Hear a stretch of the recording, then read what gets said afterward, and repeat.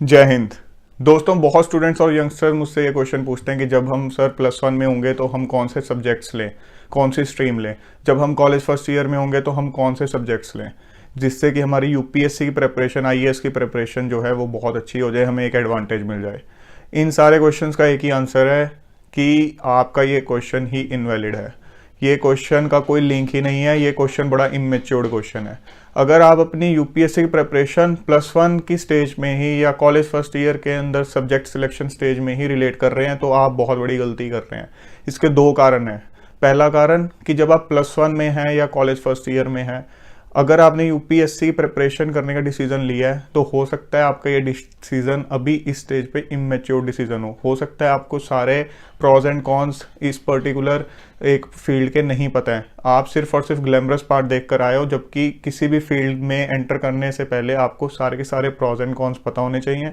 उसके बाद उसको इवेल्युएट करके आपको फाइनल डिसीजन लेना है कि ठीक है, ये प्रॉज एंड ये कॉन्स है, I will be able to handle both, so ठीक है, ये मेरे लिए राइट स्ट्रीम है। तो हो सकता है वो आपकी अभी इमेच्योरिटी में लिया हुआ डिसीजन हो।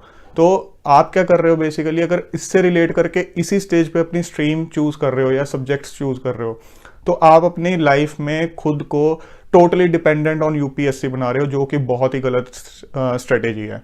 आपको टोटली डिपेंडेंट खुद को नहीं बनाना है यूपीएससी पे।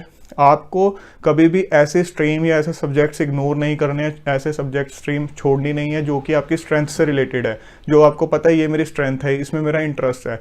तो कभी भी उस चीज़ को मत छोड़ो। अगर आप +1 के स्टेज पे ही उस पर्टिकुलर अपनी स्ट्रेंथ को छोड़ दोगे, अपने इंटरेस्ट को छोड़ दोगे, तो हो सकता है लेटर ऑन इन लाइफ आप बहुत रिग्रेट करो कि जो मेरी स्ट्रेंथ थी वो मैंने एक पर्टिकुलर चीज़ के लिए छोड़ दी। ठीक है, आप यूपीएससी की प्रिपरेशन करो आफ्टर इवेल्युएटिंग सारे प्रॉज एंड कॉन्स की, ठीक है मेरे लिए अगर ये राइट स्ट्रीम है तो मैं इसकी प्रिपरेशन करूंगा, बट अपनी एक लाइफ में हमेशा स्ट्रेंथ और जो आपसे आपका इंटरेस्ट है उस चीज़ के साथ लिंक ज़रूर रखो। इतनी बड़ी गलती मत करो। हमेशा याद रखो, चाहे आप आर्ट्स लो, चाहे आप LLB करो, कोई भी पर्टिकुलर एक स्ट्रीम लो, कभी भी ये सोच के मत करना कि आपको कोई स्पेशल एडवांटेज मिल जाएगा या आपको कोई स्पेशल एज मिल जाएगा। यूपीएससी का जो सिलेबस है, स्टैटिक पार्ट, वो क्लियरली डिफाइंड है और करंट अफेयर जो हैं वो मोस्टली 1 साल के पीरियड के आते हैं।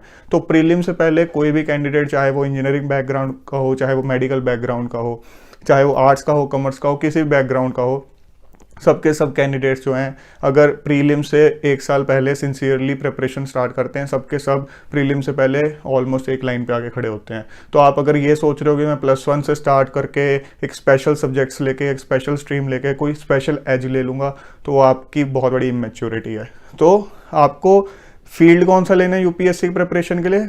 अपना वही फील्ड लेना है जिसमें आपका इंटरेस्ट है, जो आपकी स्ट्रेंथ है। उससे आपको फ़ायदा ये होगा कि आपको हमेशा बैक ऑफ द माइंड एक सिक्योरिटी फील होगी। You will always feel secured कि मेरे पास जो एक स्ट्रीम है, जो मेरी एजुकेशन है, मेरी एक स्ट्रेंथ से रिलेटेड है, मेरे इंटरेस्ट से रिलेटेड है। इन केस 1% यूपीएससी नहीं भी होता है तो आई एम ऑलवेज सिक्योर्ड, मैं टोटली डिपेंडेंट नहीं हूँ। ये चीज़, ये फीलिंग लाइफ में होनी बहुत ज़रूरी है। सो इतनी बड़ी गलती मत करो कि एक पर्टिकुलर स्ट्रीम यूपीएससी से ही रिलेट कर लो +1 की स्टेज पे और लेटर ऑन रिग्रेट करो। सो सब स्ट्रीम्स अच्छी हैं, चाहे आप मेडिकल लो, चाहे नॉन मेडिकल लो, कॉमर्स लो, आर्ट्स लो, it is you who will make your stream the best stream for UPSC.